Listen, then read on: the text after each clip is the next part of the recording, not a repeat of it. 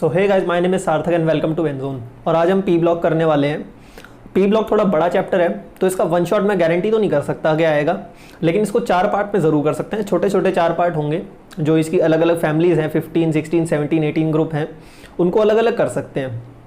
तो सबसे पहले देखते हैं चीज़ एक कि इनके एटॉमिक नंबर्स। अब कई क्वेश्चन तो ऐसे होते हैं कि अगर एटॉमिक नंबर याद हो ना तो आराम से निकल जाते हैं, लेकिन एटॉमिक नंबर में ये है कि अगर याद ना हो, सारा बना के देखना पड़ता है, टाइम लग जाता है उसमें। तो एक छोटी ट्रिक बताऊंगा जिससे एटॉमिक नंबर याद हो जाएगा।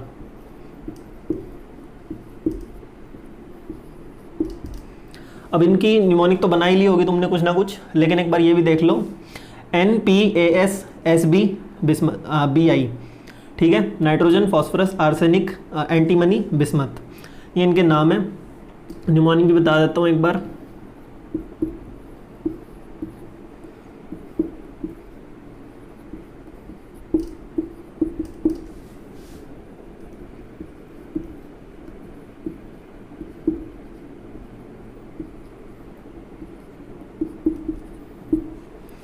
ठीक है, इनके निमोनिक देखो।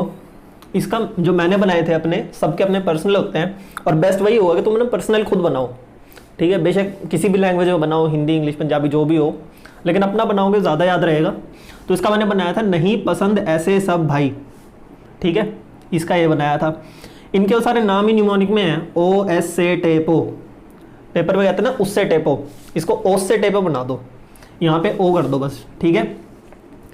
इसका बनाया था फिर कल बाहर आई, 80 से कुछ भी नाम कर लेना, ठीक है, इतना वो कर ही सकते हो। और ये मेरे को अपने आप याद हो गए थे, पता नहीं कैसे, इसमें इतना प्रॉब्लम नहीं आई ये नाम याद करने में। तो अब इनका एटॉमिक नंबर कैसे करने हैं। बेसिकली पी ब्लॉक हमारा इतना सा है, नीचे रेडियो एक्टिव आ जाते हैं, उन पर ध्यान मत देना। तो इसका हमने 9th क्लास में एक चीज़ पढ़ी थी। 9th क्लास में हम एटॉमिक नंबरिंग करते थे, जो वो कैसे करते थे, 2, 8, 8, 18, 18, 32, इस टाइप से करते थे 9th क्लास में। अगर याद हो तो, नहीं याद तो कोई बात नहीं, इस तरह से करते थे। वैसे ऑर्डर कुछ और होता था, लेकिन इंक्रीजिंग ऑर्डर में लगाओ तो ऐसे है, ठीक है। अब इनको प्लस कर करके जो नोबल गैसेज हैं उनको एटॉमिक नंबर दे दो। 2 है, 2 यहाँ दे दो, 2 + 8 यहाँ 10 दे दो, एक और प्लस करो 18, फिर 18 प्लस करो 36, फिर 18 प्लस करो 54, फिर 32 प्लस कर दो 86, और यहाँ पे अगर 32 और लगा दोगे तो लास्ट वाला जो होता है उसका भी आ जाता है 118। तो 2, 8, 8, 18, 18, 32, ऐसे याद कर लिए, इतने हो गए भाई। अब नोबल गैसेस की हमने नेमिंग कर दी, अब इनकी कैसे, सॉरी, एटॉमिक नंबरिंग कर दी इनकी। आगे कैसे करनी है, एक एक कम करते रहो। 10 है, यहाँ 9, 8, 7, यहाँ 18 है, 17, 16, 15, 36, यहाँ 35 आ गया, 34, 33, यहाँ 54 है।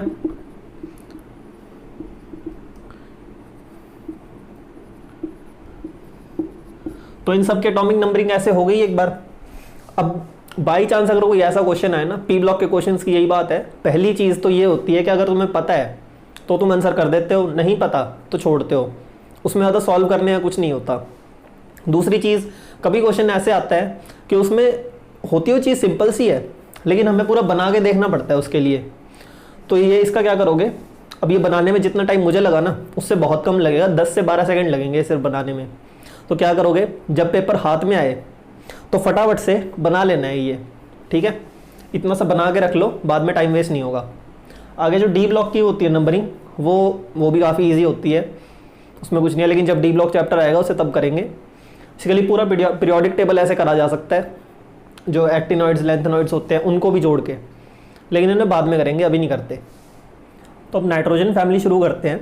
नाइट्रोजन फैमिली पढ़ने में हम बेसिकली पी ब्लॉक में गलती क्या करते हैं, सारा पढ़ने की सोचते हैं, हम एक प्रायोरिटी नहीं बनाते इसमें, और सारा पढ़ने के चक्कर में जो मेन चीज़ें करनी होती हैं वो रह जाती हैं हमारी।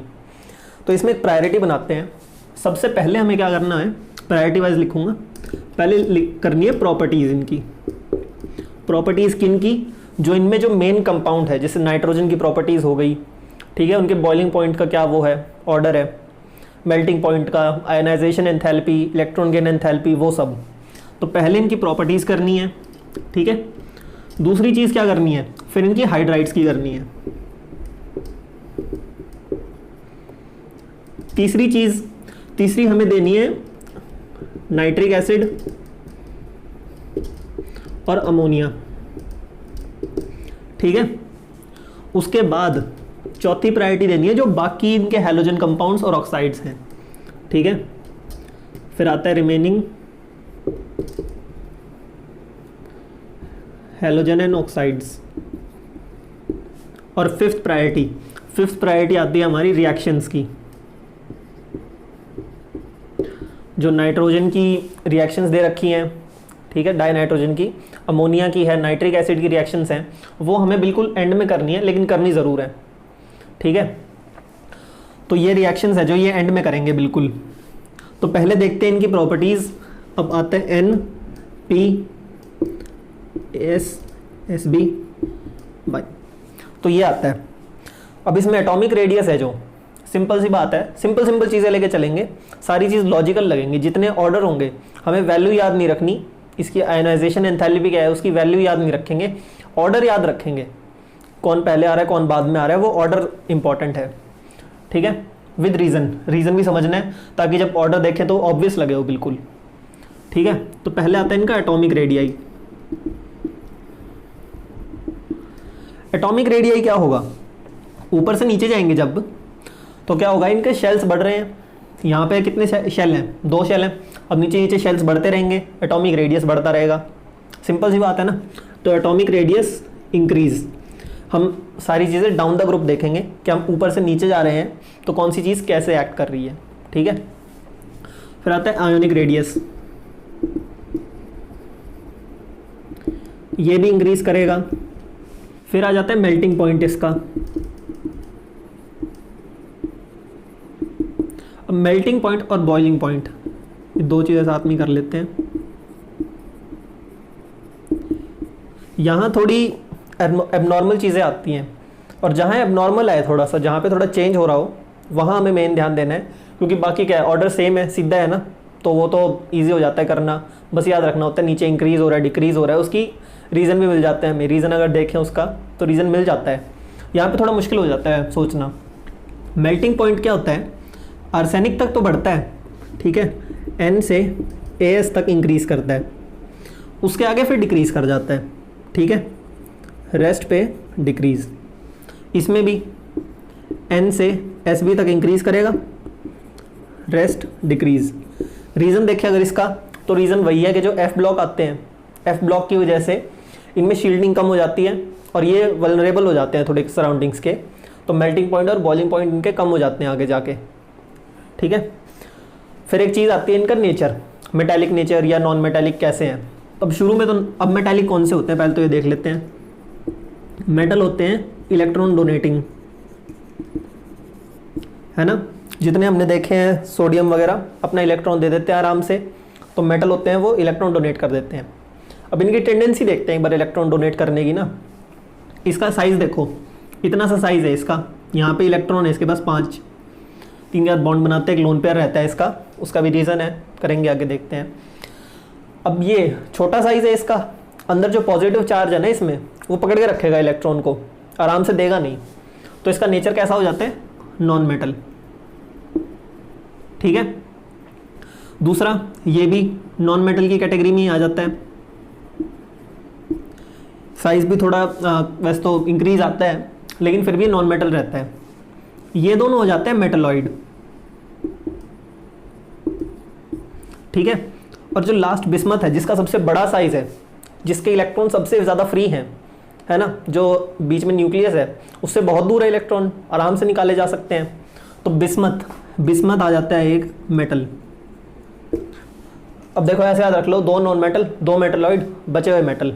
बिस्मथ के बाद वैसे एक और होता है लेकिन वो क्या रेडियो एक्टिव है ना, तो उसकी स्टडी नहीं करते, बिस्मथ तक देखेंगे सिर्फ, ठीक है। 2 नॉन मेटल फिर 2 मेटलॉइड फिर नॉन मेटल मेटलॉइड मेटल, ये आ जाती है। अब आगे आती है इनकी ऑक्सीडेशन स्टेट। ऑक्सीडेशन स्टेट ये कौन सी शो करते हैं, +3 +5 और -3, मोस्टली यही करते हैं। अब इनके +3 के कैरेक्टरिस्टिक क्या है कि मतलब कौन सी ज़्यादा शो करता है +3 स्टेट, कौन कम करता है, -3 कैसे शो करते हैं, इनके वेल क्लासिफाइड रीजंस हैं अच्छे, तो देखते हैं एक बार। सबसे पहले -3 को लेते हैं। -3 का क्या मतलब है कि भाई वो अपने 3 इलेक्ट्रॉन है जो लेगा कहीं से, 3 इलेक्ट्रॉन नॉन मेटल की तरह बिहेव करेगा, है ना, और कंपाउंड बनाएगा फिर। तो नॉन मेटल की तरह बिहेव कर रहे हैं अगर, अब मेटल तो इलेक्ट्रॉन देते हैं, नॉन मेटल लेते हैं इलेक्ट्रॉन, तो नॉन मेटल कौन है, ये नॉन मेटल है। अब यहाँ से नीचे जाओगे अगर, तो ये देखो नॉन मेटल, फिर नीचे मेटल आ रहे हैं, तो मतलब -3 की जो टेंडेंसी है इनकी, 3 इलेक्ट्रॉन लेने की टेंडेंसी है वो कम होती रहेगी, तो -3 करेगा डिक्रीज डाउन द ग्रुप। ठीक है, दूसरे साइड लेते हैं फिर +3। अब +3 का क्या मतलब है कि वो मेटल की तरह बिहेव करेगा, है ना। अब मेटल की तरह बिहेव करने के लिए 3 इलेक्ट्रॉन देने हैं उसे। अब यहाँ पे नाइट्रोजन है, जैसे नाइट्रोजन है छोटा सा कंपाउंड, 5 इलेक्ट्रॉन है इसके पास। अब पॉजिटिव चार्ज है अंदर, बिल्कुल जोड़ के रखा हुआ है ना, अंदर पॉजिटिव चार्ज है, उसके पास ही इलेक्ट्रॉन है, तो वो छोड़ेगा थोड़ी ईजिली। ये नाइट्रोजन है जो वो इलेक्ट्रॉन आराम से नहीं देगा। लेकिन नीचे चलते जाओगे अगर, तो जो न्यूक्लियस से डिस्टेंस है बढ़ता रहेगा, साइज बढ़ रहा है ना, एटॉमिक रेडियस देखा था हमने इंक्रीज हो रहा है, पॉजिटिव चार्ज से दूर जा रहे हैं इलेक्ट्रॉन, तो आराम से निकल सकते हैं बाहर। तो +3 स्टेट है, ये करेगी इंक्रीज डाउन द ग्रुप। अब अगर इस ट्रेंड के अकॉर्डिंग जाए ना, तो +5 भी इंक्रीज करनी चाहिए, नीचे नहीं करती, +5 करेगी डिक्रीज। और यही रीज़न है जिससे हमें P ब्लॉक से नफरत हो जाती है। लेकिन नहीं, ऐसे नहीं देखना हमें, अब ये रट्टा नहीं मारेंगे कि +3 इंक्रीज कर रही है +5 डिक्रीज कर रही है, नहीं, रीज़न देख, तो रीज़न देखो एक बार। नाइट्रोजन कैसे होता है, हीलियम 2s2 2p6, ये कन्फिग्रेशन होती है नाइट्रोजन की।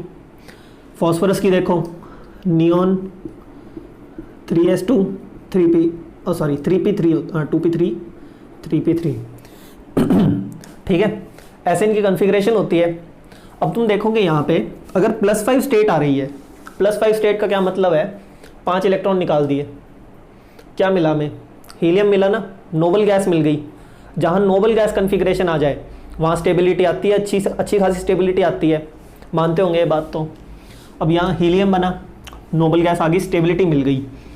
नियॉन बना, ये हटा गए, 5 इलेक्ट्रॉन हटाए, नियॉन मिल गया, स्टेबिलिटी आ गई फिर से।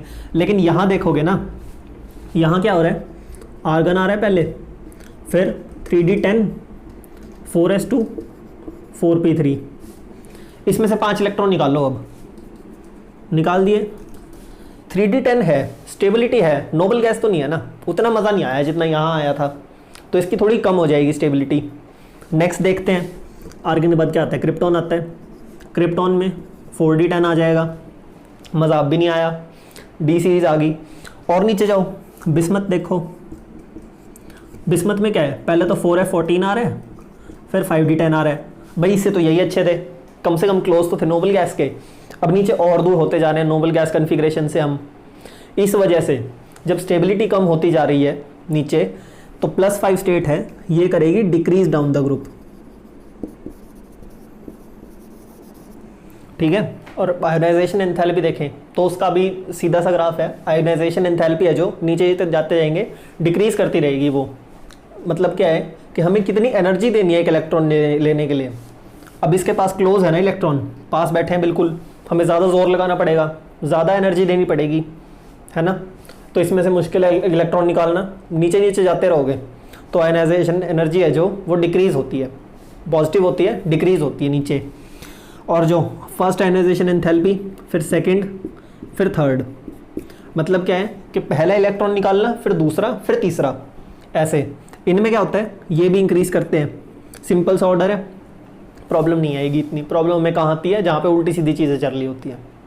अब कुछ एनोमलस बिहेवियर देख लेते हैं नाइट्रोजन के, जो वो शो करता है, जिसकी वजह से उसको थोड़ा अलग रखा जाता है। ठीक है, तो पहली चीज़ क्या आती है, नाइट्रोजन का भाई साइज़ बहुत छोटा है, बाकी जो वो एटम्स हैं, बाकी जो एलिमेंट्स हैं उनसे छोटा साइज़ है नाइट्रोजन का। क्यों है, क्योंकि डी ऑर्बिटल नहीं है इसमें। नाइट्रोजन की अगर वो देखें हम कन्फिग्रेशन, हीलियम होता है, फिर 2s2 2p6, बार बार ये लिखे जा रहा हूँ, 2p3, ये होता है ना। अब तुम देखोगे अगर हम पहले ऑर्बिटल बनाते हैं जैसे, तो डी इलेक्ट्रॉन कहाँ से लेना शुरू करते हैं हम, 3d में आता है ना सबसे पहले डी ऑर्बिटल, 2 में नहीं आता। तो अब ये इसमें सिर्फ 2 वाले हैं, 2 वाले शेल्स हैं, तो इसमें डी ऑर्बिटल नहीं होता। उससे क्या होगा, अब एस में कितने ऑर्बिटल होते हैं, 1, पी में कितने, 3, टोटल कितने हुए, 1 2 3 4, 4 हुए ना।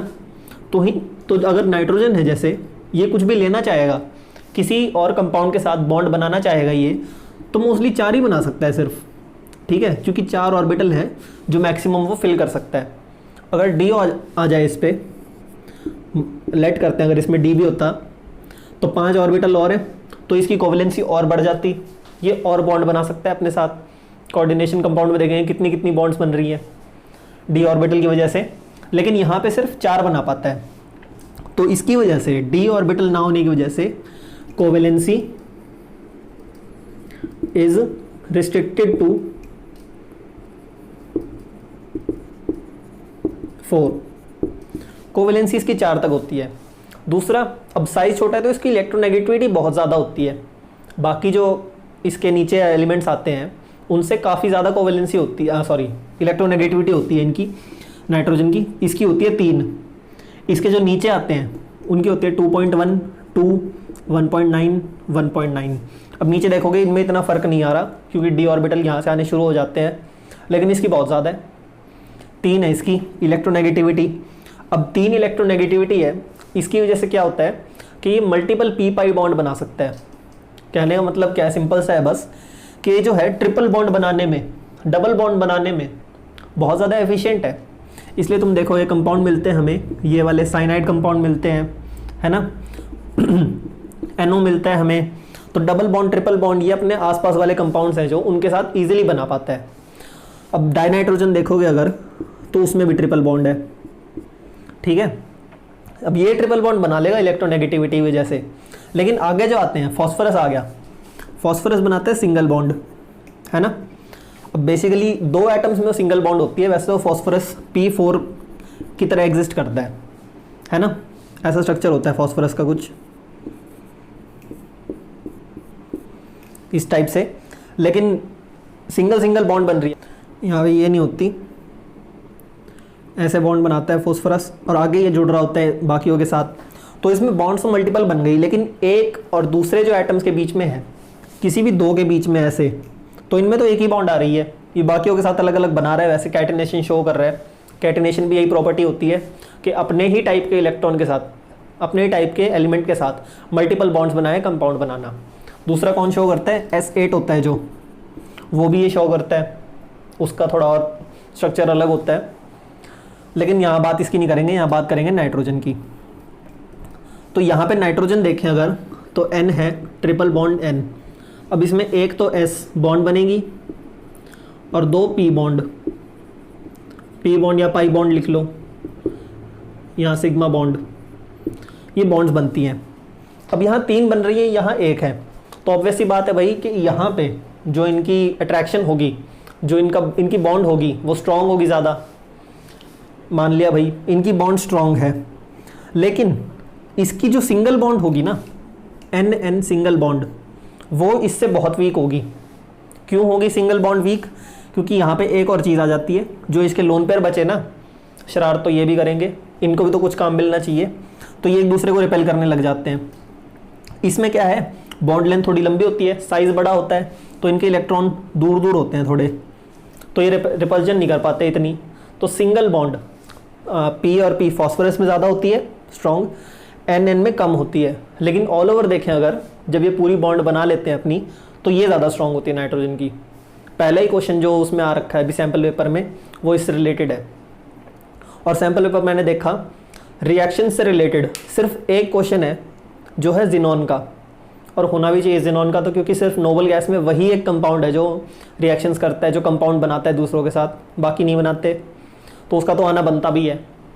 तो इसलिए कहता हूँ, और जो पिछले ट्रेंड देखे हैं उसमें भी प्रेपरेशन जो होती है अमोनिया की, नाइट्रिक एसिड की और नाइट्रोजन की, उससे क्वेश्चन आ जाते हैं, लेकिन जो बाकी रिएक्शंस होती हैं उनसे थोड़े कम क्वेश्चन आते हैं।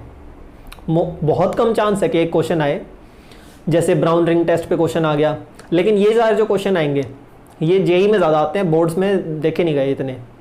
देखते हैं हाइड्राइड्स जो होते हैं इन कंपाउंड्स के, हाइड्राइड्स की जो मेन प्रॉपर्टीज़ के बाद इनकी प्रायोरिटी आती है। हाइड्राइड्स देखते हैं। अब हाइड्राइड्स में कुछ पॉइंट्स लिखे हैं, इन पॉइंट्स को कंपेयर करते हैं इन चीज़ों में। सिंपल रिलेशन है, याद हो जाएंगे आराम से। पहली बात है ईज़ ऑफ फॉर्मेशन, भाई बनते कितने ईजिली हैं ये, कितने रेडली बनते हैं। अब यहाँ देखोगे ये कर क्या रहा है, बेसिकली 3 इलेक्ट्रॉन ले रहा है ना, इलेक्ट्रॉन लेके कंपाउंड बना रहा है ये। तो NH3 है जो, ये सबसे इजीली बनाएगा क्योंकि H मिल रहे हैं इसको, कहीं से आगे इलेक्ट्रॉन मिल रहे हैं ऐसे, तो ये सबसे इजीली बन गया। फिर PH3, अब ये दूर दूर है ना, जो इनका न्यूक्लियस है वो इलेक्ट्रॉन खींच कितना पाता है, वो इनकी जो रिएक्टिविटी है वो कम होती जा रही है नीचे, तो ईज ऑफ फॉर्मेशन क्या है, नीचे जाएंगे तो ये डिक्रीज होती है, मतलब ये कम इजीली बनते हैं, इनमें ज़्यादा मुश्किल आती है बनाने में, हमें हीट देनी पड़ती है और प्रोसेसेस करनी पड़ती है बनाने के लिए। दूसरी आती है बेसिसिटी। बेसिसिटी क्या है कि उसका लोन पेयर है, जो इलेक्ट्रॉन बचे हैं इस पर वो कितने अवेलेबल हैं, ठीक है। अब बेसिसिटी देखो, ये जो है ये भी हमें पता है NH3 अमोनिया है जो बेसिक तो होता है ना, लेकिन इन सब में ये हाईएस्ट बेसिसिटी होती है इसकी, क्योंकि इसके इलेक्ट्रॉन जो है सबसे ज़्यादा एक्टिव है, सबसे ज़्यादा इनके इलेक्ट्रॉन क्या है कि फ्री हैं ज़्यादा, ठीक है। लेकिन यहाँ पे इसके इलेक्ट्रॉन है जो बड़े एक्टिव हैं, तो बेसिसिटी क्या करती है, ये भी डिक्रीज करती है नीचे जाएंगे जैसे जैसे। रिड्यूसिंग कैरेक्टर, रिड्यूसिंग कैरेक्टर क्या होता है कि किसी और को रिड्यूस करा देना, किसी और को रिड्यूस कैसे कराएंगे, उसको H+ दे के, हाइड्रोजन दे के रिड्यूस कराते हैं या ऑक्सीजन ले के रिड्यूस कराते हैं। तो हम यहाँ पे देखेंगे हाइड्रोजन दे के, क्योंकि हाइड्रोजन है इनके पास। हाइड्रोजन कौन ईजिली दे देगा, ये तो नहीं देगा, बड़ा शरारती है ना, पकड़ के रखेगा ये दे देगा। क्यों दे देगा, क्योंकि जो इसका न्यूक्लियस है उससे बहुत दूर है ये, तो आराम से जा सकते हैं, ये कुछ अट्रैक्शन नहीं है बीच में, यहाँ पे बहुत ज़्यादा है, तो रिड्यूसिंग कैरेक्टर है जो ये इंक्रीज होगा। बॉन्ड स्ट्रेंथ, ऑब्वियसली बात, अभी इनमें लंबी बॉन्ड बन रही है तो बॉन्ड की स्ट्रेंथ कम हो जाएगी जितनी दूर की बॉन्ड बनेगी, तो बॉन्ड स्ट्रेंथ है ये भी डिक्रीज होएगी नीचे, ठीक है। अभी मेरे को बताने में थोड़ा टाइम लग रहा है, लेकिन एग्जाम में जैसी तुम चीज़ देखोगे ना एकदम से ब्रेन में स्ट्राइक कर जाएगी ये चीज़, ठीक है। बॉन्ड एंगल, बॉन्ड एंगल थोड़ा इंटरेस्टिंग हो जाता है। बॉन्ड एंगल वैसे तो ये डिक्रीज होता है, क्यों होता है वो देखते हैं। नाइट्रोजन का स्ट्रक्चर देखते हैं, NH3 का, सॉरी, ये 3 H लगे हैं, टेट्राहेड्रल स्ट्रक्चर है। अब जो इसमें रिपल्जेंस होती है ना, रिपल्जेंस का एक ऑर्डर होता है, लोन पेयर रिपल्जेंस सबसे ज़्यादा होती है, फिर आती है बॉन्ड पेयर, लोन पेयर, और एंड में आती है बॉन्ड पेयर, ठीक है। तो यहाँ पे ये वाली रिपल्जन देखते हैं पहले। अब इस रिपल्जन में इसका साइज़ छोटा है ना, ये जितनी चीज़ें दिख रही हैं हमें, ये जो सारी चीज़ें लगी हुई है ना, ये पास पास है बिल्कुल। अब पास पास है, इनमें लड़ाई मचेगी, एक दूसरे को दूर फेंकेंगे ये, तो दूर फेंकने से क्या होगा, इधर से मिलजुला के बॉन्ड एंगल है, जो बॉन्ड एंगल हम ये वाला कंसीडर करते हैं, ये, ठीक है, H और N, ये वाला कंसीडर करेंगे बॉन्ड एंगल, तो ये बॉन्ड एंगल बड़ा होता जाएगा थोड़ा, ठीक है। अब नीचे क्या है, अब PH3, अब एक पर्सपेक्टिव आ जाए दिमाग में, उसके लिए डायग्राम थोड़ा अलग बनाते हैं, या फिर ये ले लेते हैं, आर्सेनिक में ऐसे बनेंगी बॉन्ड। अब इनकी जैसे लेंथ बढ़ गई, तो ट्रिग्नोमेट्री हमने पढ़ी है इतनी। अब इसमें क्या है कि अगर कोई चीज़ यहाँ और यहाँ है, मतलब ये लगा लो, जैसे मेरे पाम के बीच में चीज़ें हैं और इतना एंगल है, तो इनमें कितना डिस्टेंस है, थोड़ा डिस्टेंस है। अब मेरे को इनके बीच डिस्टेंस बढ़ाना है, तो एंगल ज़्यादा बढ़ाना पड़ेगा, है ना। अब ये सोच लो मेरी फिंगर टिप्स पे लगा हुआ है कुछ, फिंगर टिप्स पे जो एलिमेंट है ये हाइड्रोजन, ये लगे हैं, अब ये इतनी दूर है, थोड़ा सा एंगल बढ़ाऊंगा डिस्टेंस बढ़ रहा है, तो थोड़ा एंगल बढ़ाने पे भी डिस्टेंस ज़्यादा आ जाता है इनमें, तो इनका बॉन्ड एंगल कम होता रहता है। अब जैसे जैसे नीचे जाएंगे ना, बॉन्ड एंगल क्या करेगा, डिक्रीज कर जाएगा। तो ये बेसिक प्रॉपर्टीज़ थी इनकी, याद रखना, दिमाग में रहनी चाहिए थोड़ी। अब करते हैं थोड़ा आगे, ऑक्साइड्स और हैलाइड्स देखते हैं इनके। ऑक्साइड्स में क्या है, ऑक्साइड्स मोस्टली 2 टाइप के बनाते हैं, एक तो +3 स्टेट वाले, एक +5 स्टेट वाले, ठीक है। E2O3, E क्या हो सकते हैं, इनमें से कोई भी, O3 ऑक्सीजन है, 3 ऑक्सीजन लगे हैं, तो इसकी एक बार वो देखें अगर ऑक्सीडेशन स्टेट, तो 2x, यहाँ पे x मान लेते हैं इसकी स्टेट, और 2 हैं, -6, क्योंकि O पे क्या होता है, -2 चार्ज होता है, और 3 O है तो -6 हो गया, ये आ गया 0, तो x आ गया +3। सिमिलरली यहाँ आ गया x +5। तो इनकी ऑक्सीडेशन स्टेट होती है, ये 2 ऑक्सीडेशन स्टेट में पाए जाते हैं। ये सारे फॉस्फोरस से नीचे के मोस्टली ये कंपाउंड बनाते हैं। Nitrogen forms oxide from +1 to +5, anomalous behaviour होता है ना नाइट्रोजन का। तो ये +1 से +5 तक सारे बनाता है। एग्जाम्पल देख लो, N2O +1 वाला है, NO +2 वाला है, NO2 +4 वाला है। तो ऐसे कई सारे बनाते हैं कंपाउंड। अब एक तुम्हारे मन में क्वेश्चन आएगा छोटा सा, भाई +5 में कैसे बना रहा है, कोवेलेंसी 4 तक होती है इसकी, हमने पढ़ा था ना अभी। तो कोवेलेंसी और ऑक्सीडेशन स्टेट अलग अलग चीज़ें हैं दोनों। कोवेलेंसी क्या है कि वो बॉन्ड कितनी बना रहा है, ठीक है। ऑक्सीडेशन स्टेट है उसकी। अगर हम इसका देखें, जैसे +5 स्टेट N2O5 बनेगा, तो यहाँ पे देखें N2O5, इसका स्ट्रक्चर देखें ना अगर, तो स्ट्रक्चर कुछ ऐसा होता है।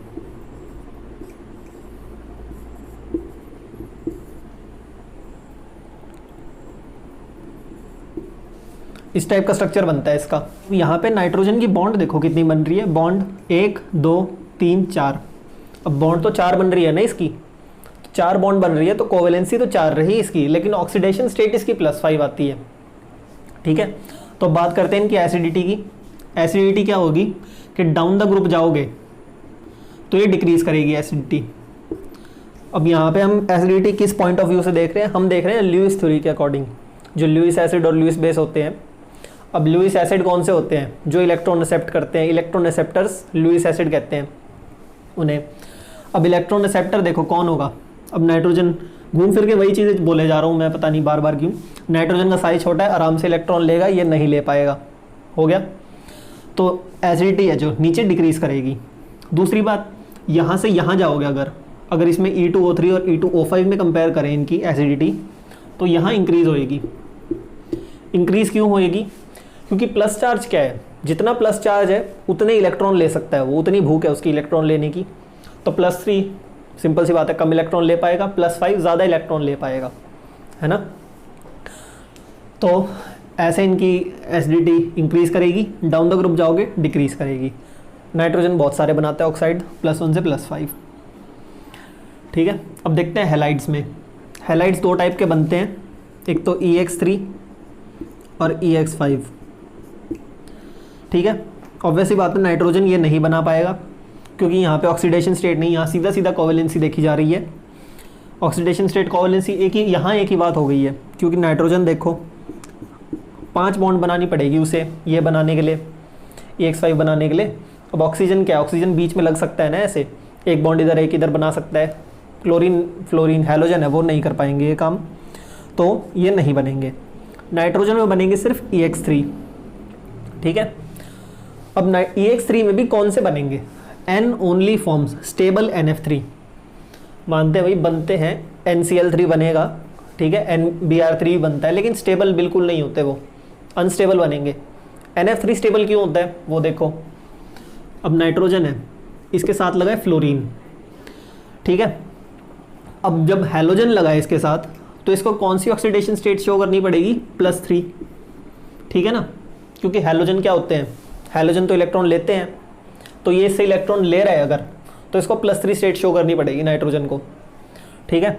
और अगर हम मोस्ट इलेक्ट्रोनेगेटिव एलिमेंट्स देखते हैं, 3 के नाम आते हैं, FON, पीरियोडिक टेबल में इस हिसाब से होते हैं, इसलिए मैं ऐसे लिखता हूँ, याद हो जाता है। FON ये सबसे ज़्यादा इलेक्ट्रोनेगेटिव होते हैं, ठीक है।